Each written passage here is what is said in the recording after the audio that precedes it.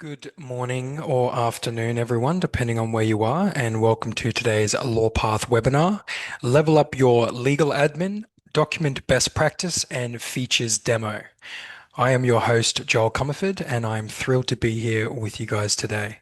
Joining us is Edwin Montoya Zorilla, Product Manager at Lawpath, who leads our documents library. Edwin is also an admitted lawyer with a background in legal, publishing, and corporate law, bringing both legal and practical insight to today's session. Cannot wait. As well as a very special guest, Cleo Klafas. Cleo is a product manager here at Lawpath.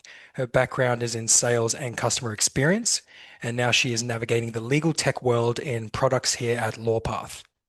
This webinar is all about making legal admin easier and more efficient so you can spend less time on paperwork and more time growing your business.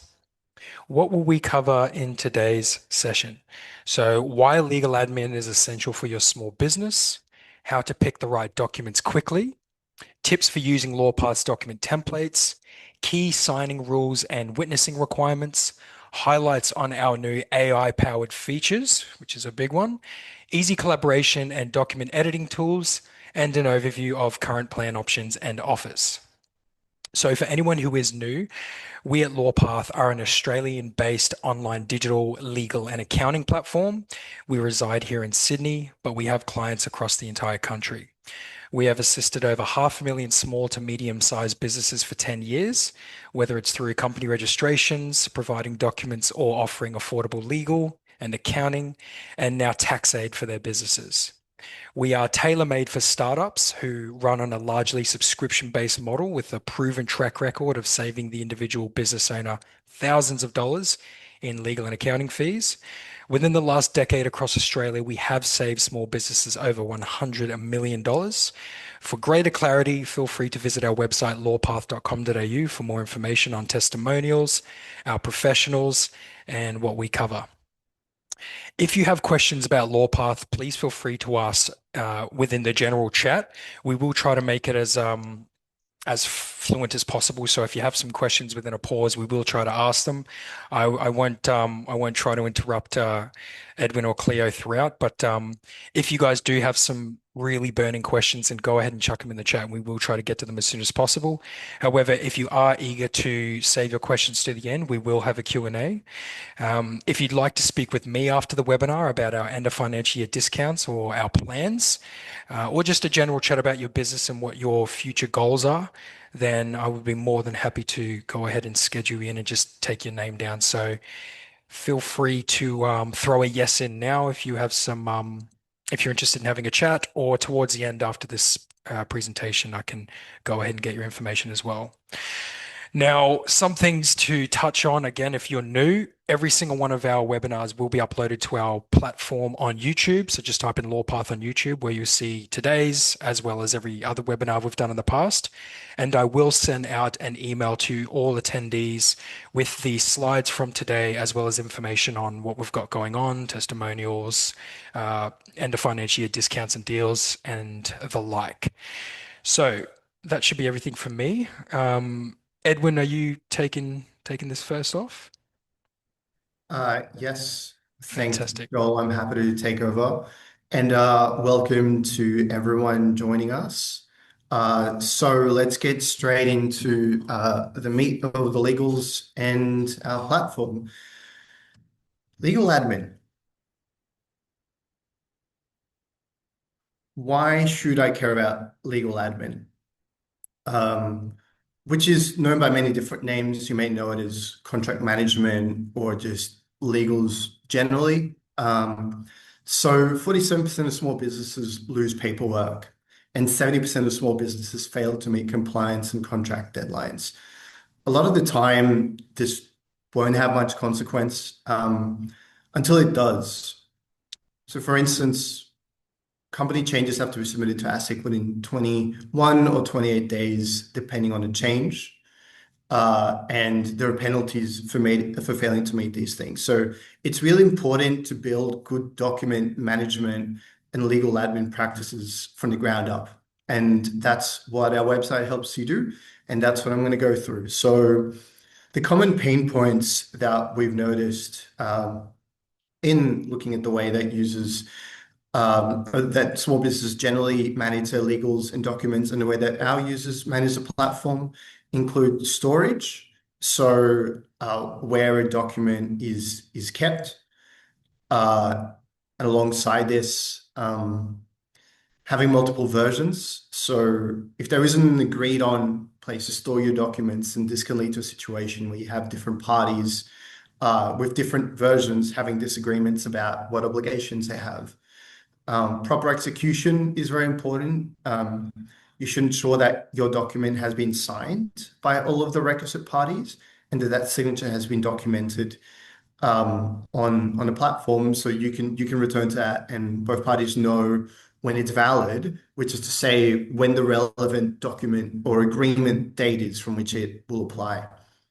And finally, uh, without regularly updating documents in regards to legal updates, which I'll go through later, and also without specific tailoring of documents, which may happen if you just borrow a mate's employment agreement, you can end up with inapplicable provisions that will just confuse everyone about what the actual obligations of the contract are. So through having a set of standardized agreements and templates, Lawpath provides you with a range of tools that you can use to carry out your transactions.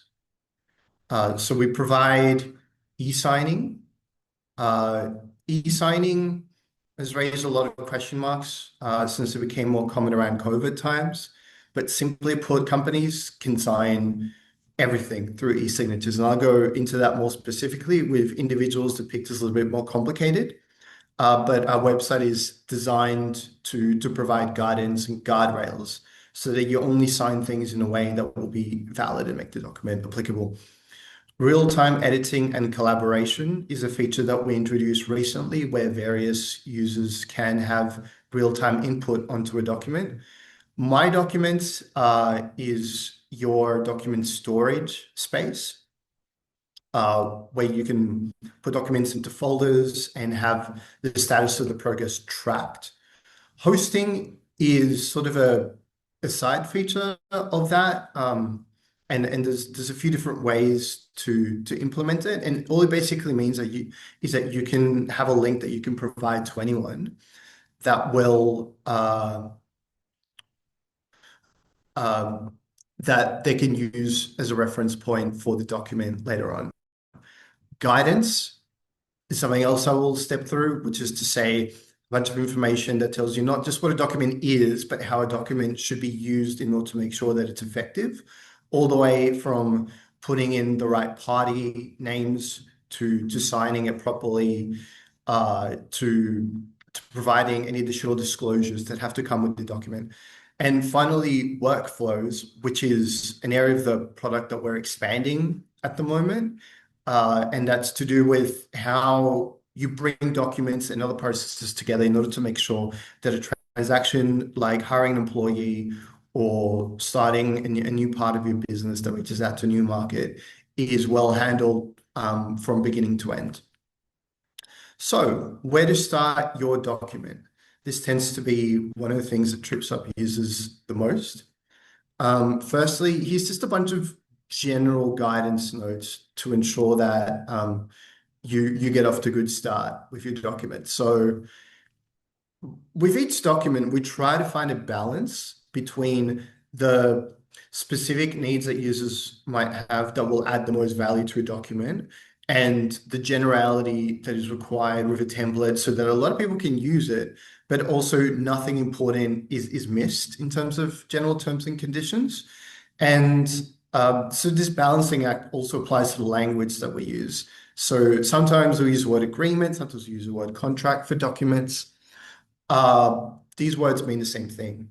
Sometimes it's standard practice to use one or the other in a different context. This isn't really important to the validity of the document itself.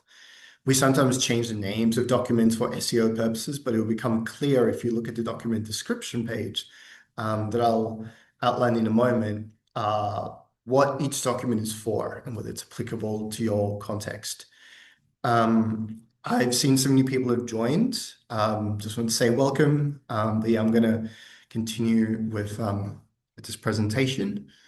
So yeah, ultimately your source of legal guidance, where you'll find most of your questions about the document and a high-level answer with the document description and document summaries. So I'll give you a sample of that in a moment. And I also want to highlight that jurisdiction is very important. By jurisdiction, I mean the specific Australian state or federal jurisdiction that is applicable. And this is something that we highlight in the metadata that appears on every document description. But there are also some documents that are applicable internationally, and we will specify when that is. So the reason it's important is because in many cases, such as, for instance, real property and lease legislation, states have different laws around this. So you have to use the right state-based document. And also for quite similar documents like statutory declarations, some states will allow e-signatures while others won't. And so we make that very clear on our platform.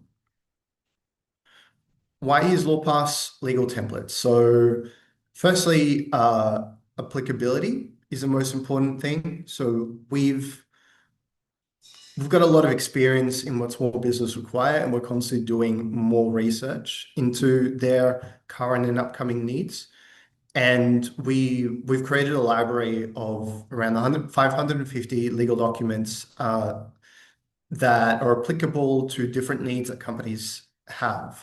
And we narrow the specialization and the applicability of documents through the questionnaire, at times expanding, at times simplifying documents to cater to different industries and different transactions. We apply clarity and simplicity in the language, not always in the document. Some documents, by their very nature, will be quite complicated and will be designed to be read by lawyers and courts and administrators. But we provide you a range of tools that you can use to explain these documents to yourself and to other people. Templates are really important for reducing human error. So often the most difficult part of knowing how to carry out a transaction is knowing where to start. And with legal documents, it's really important to have structures and guardrails as well as general terms and conditions. So templates provide you with time-worn, time-tested clauses that will help you implement the procedures and the rights and obligations relevant to you. And finally, we constantly look over legal newsletters and parliamentary websites to make sure that we capture any changes to legislation as and when they're implemented so that our documents can remain compliant. Changes that we've made to documents over the last 2 years include removing pay secrecy clauses from documents and also updating the family and domestic violence leave provisions for our employee agreements. It's important not to lose sight of the forest for the trees. A single document cannot provide you with a be-all end-all solution to a legal matter. What matters is that you understand the broader legal framework that's been set up by legislation, regulators, and courts in order to do this properly, but also that any obligations that you lay out in a document, and this is particularly relevant to workplace policies. If you're announcing to employees that you say you're going to do something, it's important that you actually do it.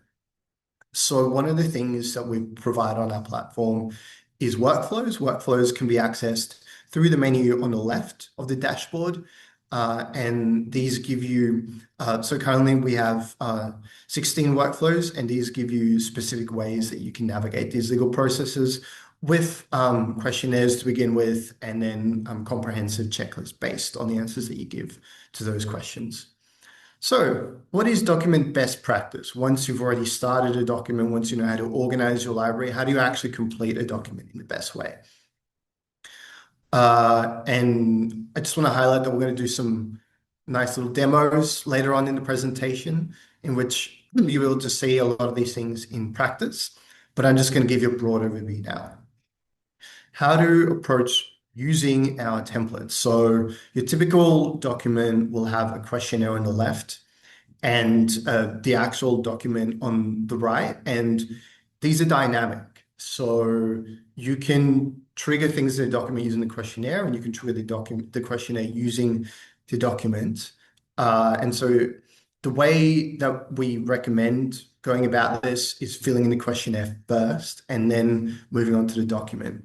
And the reason for this is that a questionnaires function like workflows. They tell you what what the relevant steps are to be able to complete each document, and where you should be at each part of the process. So for most agreements, and every document differs in this regard, you'll have party details, transaction details, or specifications, legal terms, and these are like the sort of hardwired boilerplate terms, which sometimes have a little room for variation. Things like dispute resolution, jurisdiction, signing methods, i.e. counterparts clauses, sometimes indemnities, things like that. And finally, signatures, uh, which we allowed in a particular form, and these are often triggered by the party details. So if you don't see a signature populated in your document, it's probably because you still need to finalize your party details. So yeah, as I said, you want to treat this like a gradual information gathering process. And we provide you with a range of tools to help you access legal and commercial information. Obviously, there'll be some degree of complexity that we can't cater to just by putting more information directly on the platform. And when you've reached that step, you may know that because we or our AI tools will tell you. Or if you feel like you've reached that step, then it's very important to seek legal advice that we provide through our legal advice plan or our marketplace. So the first thing that we really try to guide our users on, because this is one of the most important aspects of a document, maybe the second most important besides signatures, is to get the parties right. And what I mean by this is that there's a lot of hands on deck when it comes to an agreement or transaction, but generally there's only two, perhaps three individuals or entities that are actually bound by the contract. So the parties are the ones who will be bound by the terms of the agreement to each other. So for instance, in a non-disclosure agreement, mutual, which will form part of the demo later, with an agreement like this, obviously the people who are going to actually be implementing the processes are individuals. However, quite commonly, the entities that will be parties to the agreement are companies. So what this means is that you'll have two companies coming together and signing the agreement. It will be their representatives who are signing the agreement, even if the companies are themselves the parties. So the representatives will sign in their capacity as representatives, not as themselves. And so let's say that the focal point of these agreements are directors or particular employees. You sort of bracket that question out when you are signing the main agreement. You may have certain procedures in place, as we'll demonstrate later, to ensure that those people will know what how to follow the company's obligations. But it's up to each company to make sure that their employees fall in line with their existing obligations. And this can be done through other instruments, like specific non-disclosure agreements with individual parties or through employment agreements. So yeah, hopefully that clarifies the difference between which parties are party, who will be carrying things out, and who the representatives are. Now, effective signing is the most important part of completing any document, and I'm going to start with the most common form of signatures that are carried out on our platform, which is signatures, e-signatures by companies. So there are two ways of going about this. The more formal one is Section 127 signatures, as we call them, which either require one director, two directors, or a director and a company secretary to sign the agreement. And every company is different. They'll have different valid signatories. And if you see questions like the one on the right pop up in regards to your party, it's a way of determining what the correct signature block is for you. So just make sure that you provide the accurate answer to those questions. Now I'm going to go into section 126, which is perhaps a little bit more common um, in regards to companies signing documents because it is easier. One can appoint any individual to be their representative. So Section 27 is the reason some companies implement it for certain transactions is for the formality, maybe the tradition of it. But specifically, if you have more people present at the signature, then it's less likely that there will be conflicts as to whether this was the right version or what actually happened on that day. Whereas Section 126 is more convenient if your directors are not going to be on call 24/7 to be able to sign all the different agreements that you have to sign. So yeah, you can authorize anyone to be a representative. This can be done through regular practice of negotiations and signing, which is a bit more risky. If you're going to put it down on paper, you can do that using our director's resolution for signing authority, which is a formal board resolution. You can also use a power of attorney. And Lawpath provides e-signature tools that comply with all of these. So what about deeds? So yeah, we've gone through agreements. For companies, deeds are treated the same way. In fact, I won't get into it now, but many agreements are actually signed as deeds in order to help formalize your obligations contained there. Uh, but yeah, for companies, you don't have to worry about any particular requirements. Your signature block may say signed as a deed, signed, sealed, and delivered. But yeah, the questions you answer and the way you sign it will be exactly the same. But it's different for individuals because signature of deeds is regulated at a state level and it's often more formal. So if you see a warning like this one on the right, this is something you need to be careful because for most states, the way we recommend signing deeds is by printing out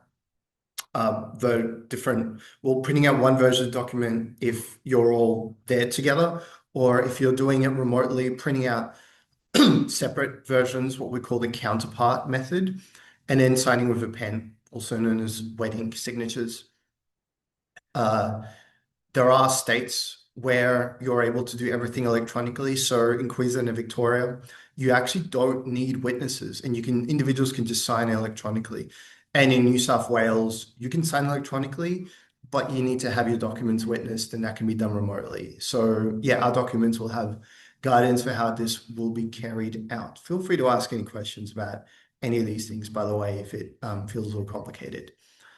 Where else do I need a witness? We get this question very commonly because there's often signature spaces for a lot of our documents, and sometimes, especially when you're dealing with bigger organizations, they'll come back to you being like, yeah, we want this signature to be witnessed. So there are a set of documents that are required by legislation to be witnessed. And so for individuals, this will be statutory declarations, powers of attorney, which can also be done by companies, I guess, wills as well. But the most common ones that cause a bit of confusion and where we recommend having witnessing to avoid any issues are contracts for the sale of land. And yeah, as I alluded to earlier, sometimes witnessing will come up as a matter of commercial practice, but it may not be required legally. So if both parties agree, you can dispense with that if it's just a simple agreement, not to with the sale of land. But if the other party's pressuring you to have a witness and it doesn't cost you anything extra, then it's something that we'd also recommend just to make the whole process expedient. So just a final few points before we jump into our demos. I just want to clarify an important part of the interaction between the questionnaire on the left and the document on the right. So when you make the changes to the document, we recommend going to the end of the questionnaire. And that's because there's a lot of variables within the document, some of which may be visible as little squares that we call dynamic field, Others will not be visible at all. So, for instance, they may be triggered by answering yes to a particular question. So if you go around making changes to the document on the right and deleting clauses, then, firstly, you're likely to get a warning that says that you're deleting a dynamic field. Sometimes this is fine, and I'll show you when it's fine. Sometimes it's not fine because you'll end up with a situation where you um, like remove the place where a particular clause should be inserted. And so the questionnaire then won't populate the document, which is why we recommend going through the questionnaire first. And if you're ever stuck on a technical issue, please feel free to reach out via intercom. I'm personally always happy to get feedback and get a sense for where users are stumbling. So we have some new feature updates and a demo. I'll just go through these quickly because I'm also going to show you them in practice. So we recently implemented alongside existing AI tools, we have AI suggestions. And this sort of lives alongside the questionnaire in the document builder. Suggestions will scan your document. So they'll do an initial scan. Same with the next feature I'm going to show you. And you can refresh the scan at any time if you make changes to a document so that you get new suggestions. It will also take into account your user profile and any requests that you input to suggest additional clauses to existing documents. It's important to point out that if you don't approve these clauses, then they don't get added to the document. And also, you shouldn't feel pressured to add these clauses because we already do quality control on the document as it is. These are often just nice to have. So yeah, they're often just extensions of existing provisions, and they're not part of the underlying document. We also have insights. Insights provide color-coded risk assessments of particular clauses in your document in the context of the document as a whole. So it's basically just a set of signs saying, watch out, maybe if this seems a little bit too risky for you, seek legal advice, or yes, this one's a simple one. It's fine to go ahead with it. They consider potential contingencies, legal burdens to any other parties, and other factors like, I don't know, big sums of money being involved or post-contract procedures that you have to take care of. And we just like to highlight that basically all law is risk management, right? So by partaking in these transactions, you will always accept that there's some level of risk involved. Not all of it's bad, but we highlight when there may be a lot of risk, or something wrong with the document that you want to seek further advice for. How well can I trust AI? So we get this question quite often. AI works best with established legislation. So with new legislation, you might sometimes find that it hasn't updated because there isn't enough content out there in order for it to understand what the new legislation is. So just be mindful of that, especially when there's a lot of changes being made to employment legislation.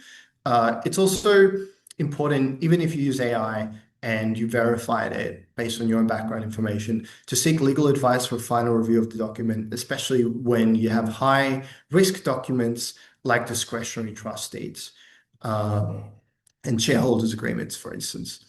And AI works best when it complements existing services. So this means, yeah, seeking legal advice, for instance, a legal advice plan, or simply following the guidance and the document description that you find on the platform. Finally, collaboration, which is something else I will go through in a second.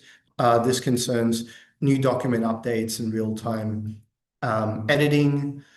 Um, it helps. We also have different tools that allow you to contact the relevant parties who need to sign documents.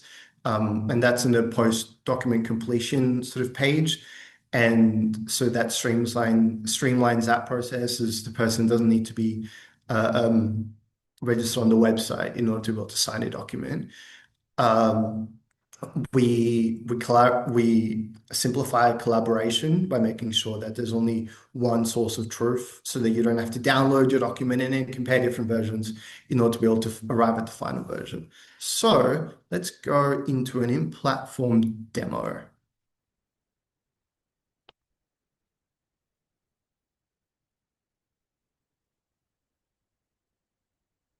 All right, so this is what your home dashboard will look like.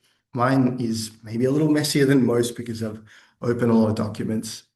Let's go into my documents here, which is where all the documents you will have completed live, and also it's where you can find new documents. So we're going to start in our demo with a non-disclosure agreement, also known as a confidentiality agreement or confidentiality contract. And we're going to go with a mutual version, which is what you'd use when you have different parties who are both providing confidential information and both bound to preserve the other party's confidential information. And here, as you can see, there is a bit of information telling you when this document is relevant, but also how the conditions that have to be met for it to be enforceable. So let's go ahead and create this document.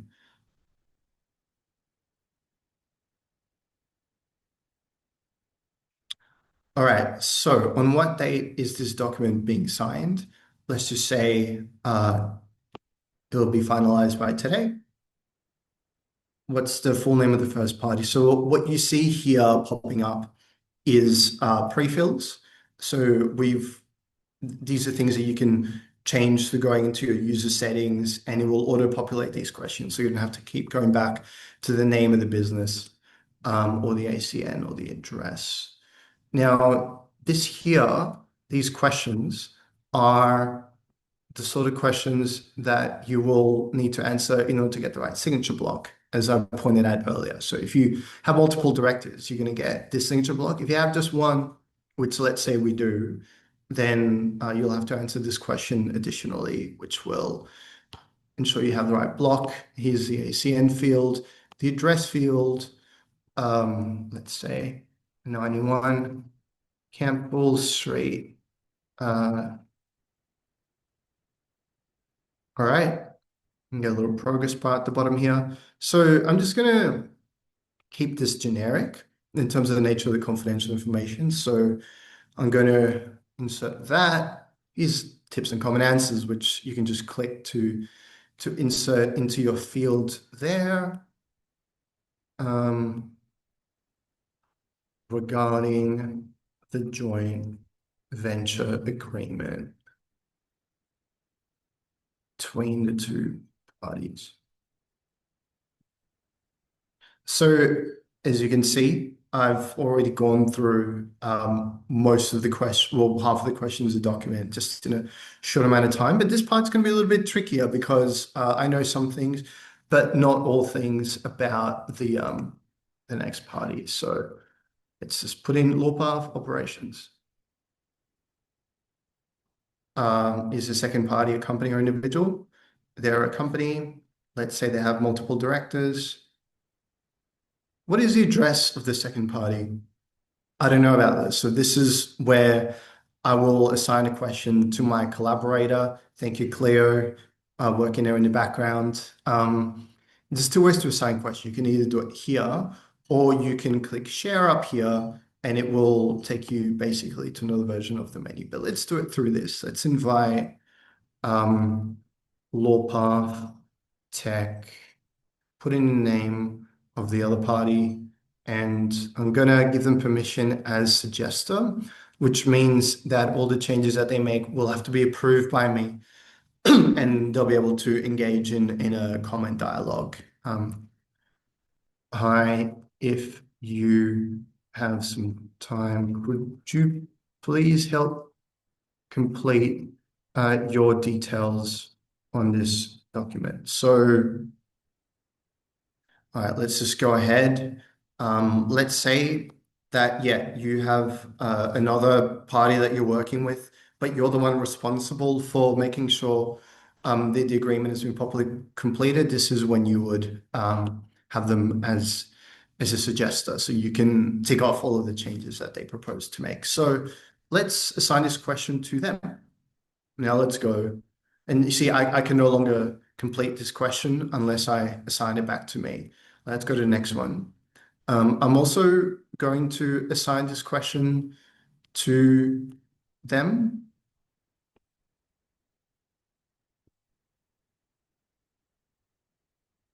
I think I might have skipped over the ACN. This is where you can sort of navigate through the uh, questionnaire. And I'm going to go back to this one. Will confidentiality obligations last only for a fixed period of time? We generally recommend that you respond yes to this and you specify the period of time. Otherwise, the period of time may be assumed by courts to be something particular. What is the purpose for which confidential information is being provided for the 24 to 2025 joint? Sorry, just let's make it more current, shall we?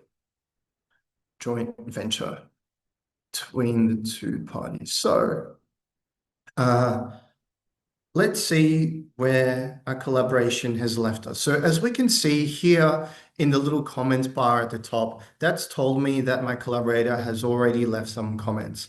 But before I do that, I'm just going to clean up the document a little and see what the AI has recommended to me. Confidential information, that's something that we're defining already, so we don't need to accept that suggestion. What's this one? So it's being input here, the suggestion. The information falls under any of the above exceptions. Um, that one's sort of already implied by the above information, so we'll dismiss that.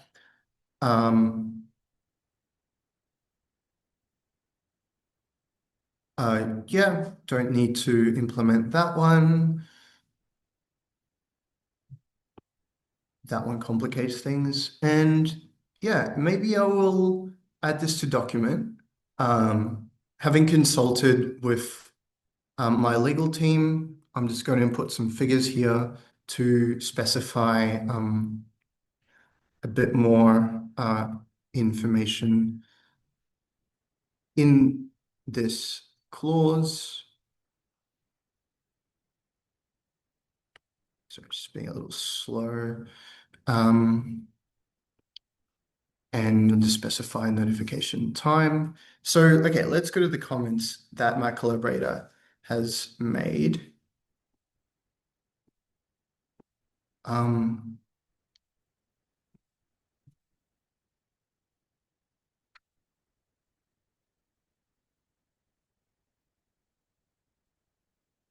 Sometimes you need to refresh in order for comments to come up. But let's show all the questions that are pending approval. So here my collaborator has suggested the ACN, so I'm just going to go and accept that. She's also written the address of the company, so I'm just going to go ahead and accept that. And I'm just going to skip this one.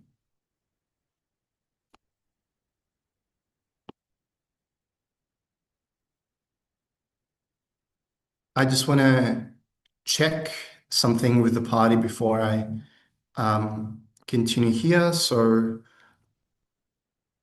having filled out this clause, I'm going to make sure that they're okay with it.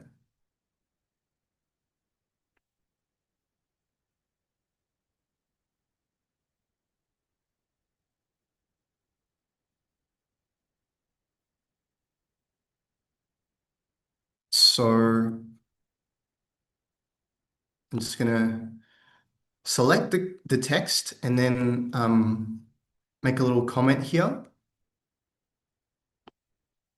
And here, just like other collaboration tools, I can tag my collaborator and ask them, are you okay with this clause I've added? They'll get a notification on that and get back to me shortly. All right, perfect. So now I can just resolve this thread and complete the document by clicking e-sign. We'll set up the e-signature here.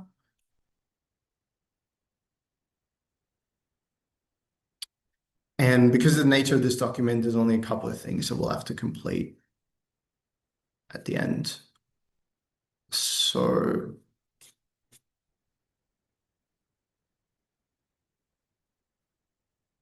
here.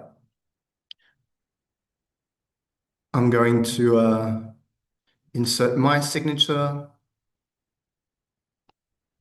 I'm going to insert my title.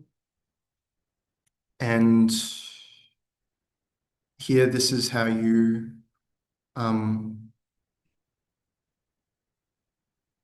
add signatures for your other parties as well. So I'm going to change, sorry, you have to add a signee first in the same way that you would add a collaborator.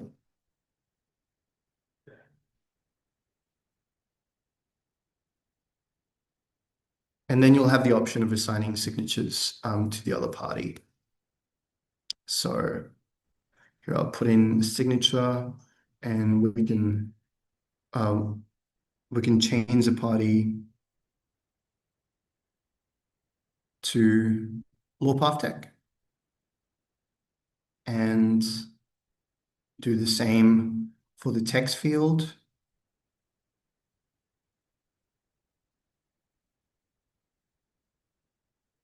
So this will notify our signees. I won't take you through the other end of the signature process. I'll just show you what it looks like when I sign. So here, that's a preset signature that I put in. I can change the size of it, and I can just add my name here, my name and title.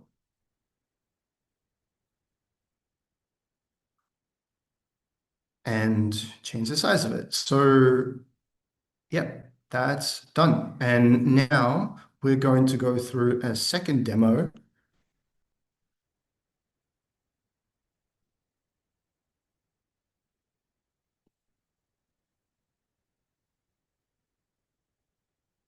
That is another common document, the employment agreement. So I've already created this document previously, and I'm just going to click here to continue editing it. So there's certain parts here that I wasn't sure initially how to fill out. So for instance, what are the duties to be performed by the employee? There's a few different ways to approach this. So I could just, maybe I've already prepared the duties. Maybe I'm a little bit unsure. So here what I'm going to do is I'm going to ask AI to draft this for me.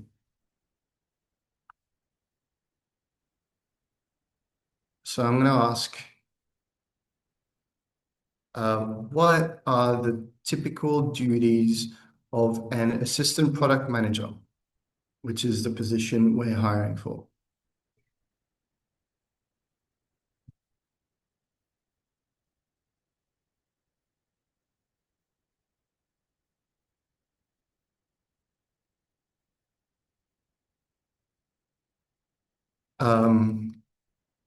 See, it's asked me another question. So this is often a conversation you have with the AI just to refine. Here it's asked me whether I would like basically some generic duties to be inserted into Schedule 1. And once I reply, it will do that.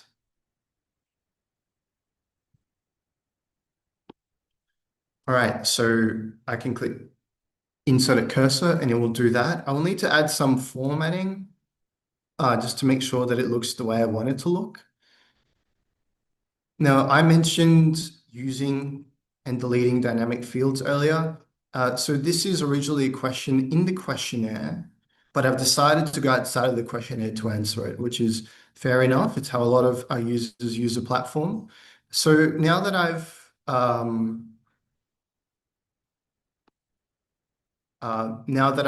outlined the duties here, I no longer need to worry about this dynamic field up here. So I'm just going to go ahead and delete that. It will give me an error message, but I know that this is all fine. So, yeah. So something to note here is that I've already added my collaborator in here. as a full editor. Now, what a full editor means is that they're able to edit this document live without me having to approve any of their changes. So yeah, as you can see, they're making changes as I work through the document. And this is something you typically do if you have perhaps an assistant who's working on this live with you. If it's a time-sensitive matter, you want to get it done straight away. So through, ignore that question because we've already answered it. What is the weekday hourly rate of the employee? Just finish the rest of the questionnaire. And now I see that there's been a comment left by my collaborator. And so this comment is actually a suggestion, and I'm fine with that. So the reason it came up like this is that they use track changes in order to suggest this solution, which you can do also as an editor. So I'm just going to go ahead and approve that. And now, oh, they'd also highlighted that they're not sure what we should put here. And so they suggested I do what I went ahead and did. So there's actually, oh, and here something else that you will notice is that I inserted a clause earlier and they came back with um, their response just to ratify that the changes that I've made are fine. So yeah, now that we've resolved all of those, we can close that and we can go straight to e-sign. We're going to do a really quick final demo here, just to make sure you're across what it looks like from the other side. So not when you're the person who's assigned um, access to a document, but the person who's been assigned. So here, as you can see, I've had my collaborator share this document, and I will have received a notification up here when they do that. So I'm just going to go ahead and edit it.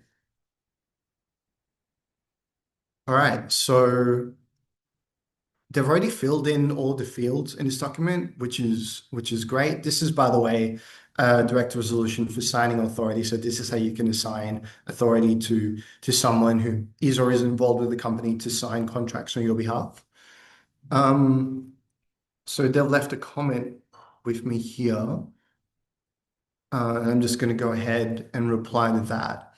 And look, maybe there's things here that I don't necessarily agree with.